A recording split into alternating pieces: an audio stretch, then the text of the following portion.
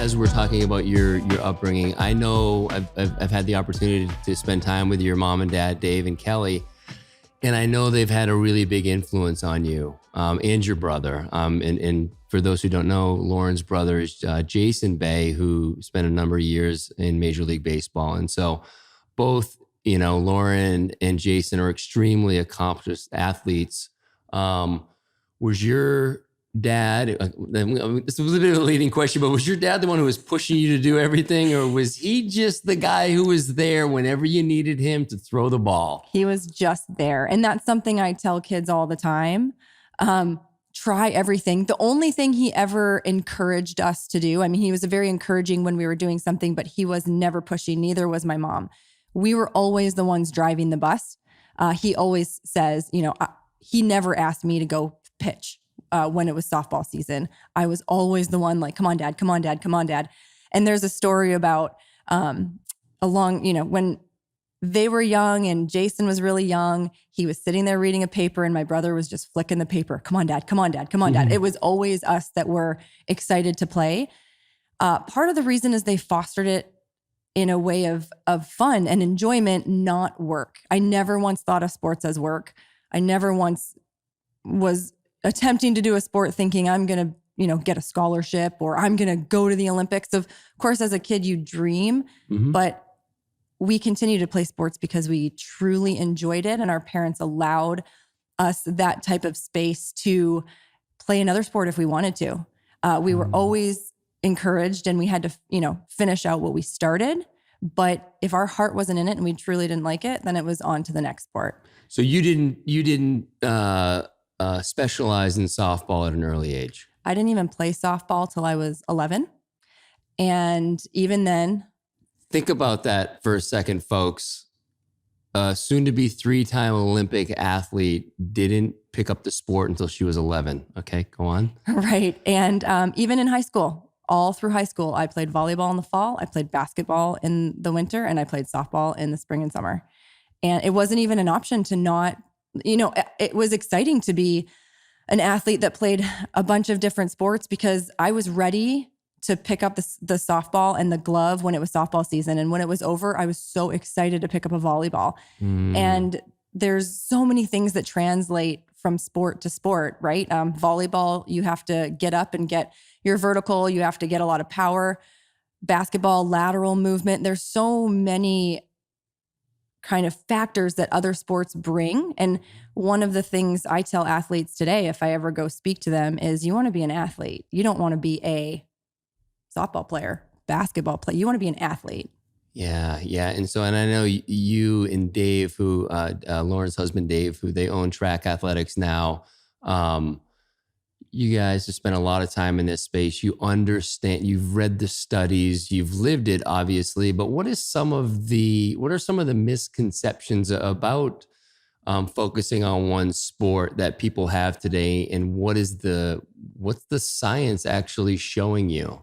I get so fired up about this. Feel free. Everyone seems to think the more you do it, the better you're going to be. And to a degree, I understand that thought process, but there's so much emphasis on games really early, practicing all the time, this whole all year round sport. And we have kids now that are 10, 8, and 7. So we're just getting into this whole, whole mess. And we'll touch on that later on in the podcast. I really want people to know how you're raising your kids. I think that's important. Yeah, it's very eye-opening, but we as parents seem to think that, if we just push and practice more, then all of a sudden our kid's going to be the next LeBron James.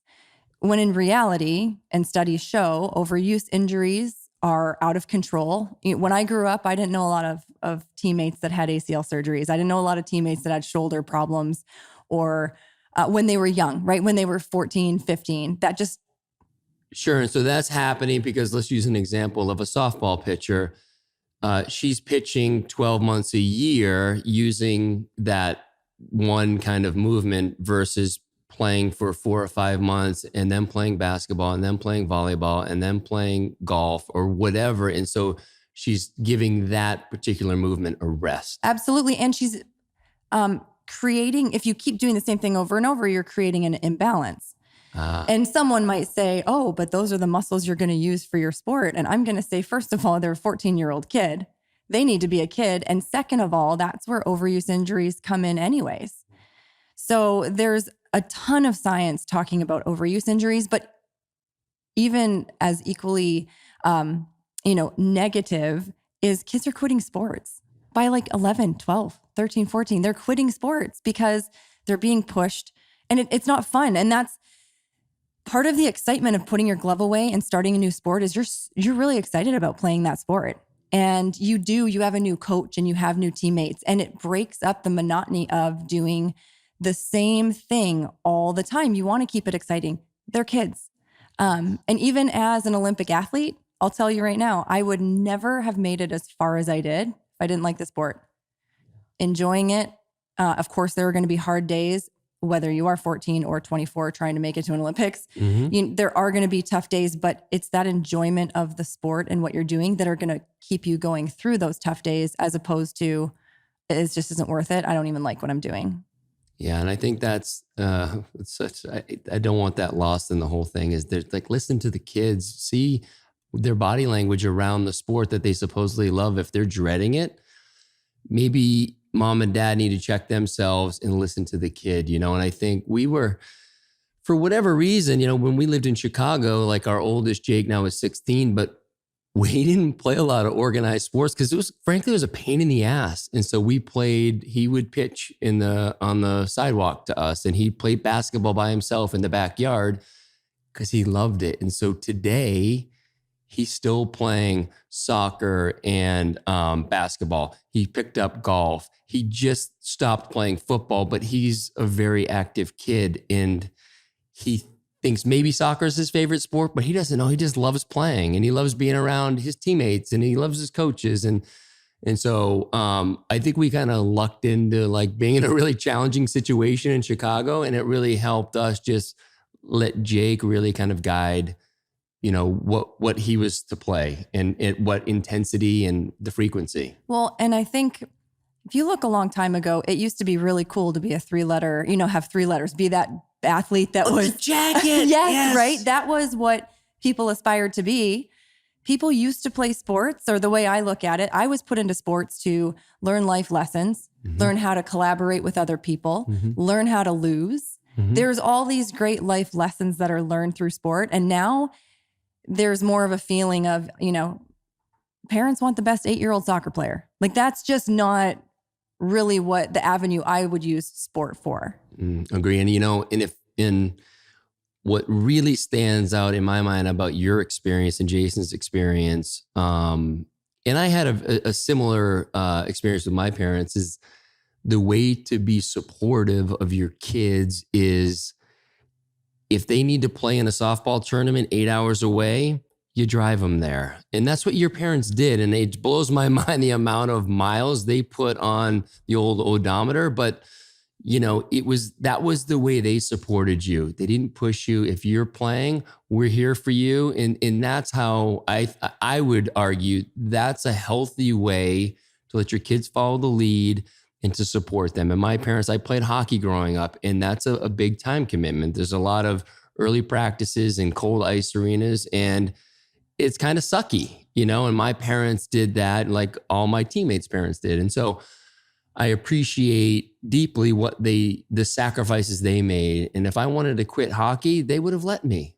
no questions asked. And so, I'm grateful to them for that. But again, I think in your case, it's so extreme, the amount of support they gave you in realizing your dreams and Jason's. And so hats off. They're absolutely incredible. And the one thing I don't want to ever lose, they did drive me 8 hours to play.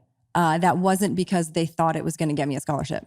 We went after I had joined a team that was 8 hours away, and I live in Trail, and I played for a team called the White Rock Renegades because our trail was so small, it didn't have a team. And that was an option for me to play. And they were a very, very, very well-respected team.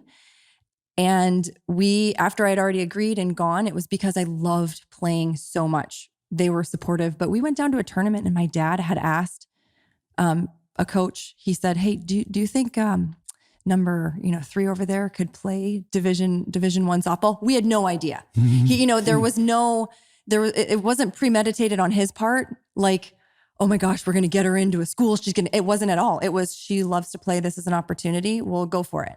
So it was very pure. His intentions and my mom's intentions were extremely pure. And I think that's ironic in the whole situation on how both my brother ended up in, Major League Baseball, and I ended up at a couple of different Olympics. The intention was purely to support their kids in something they truly love to do.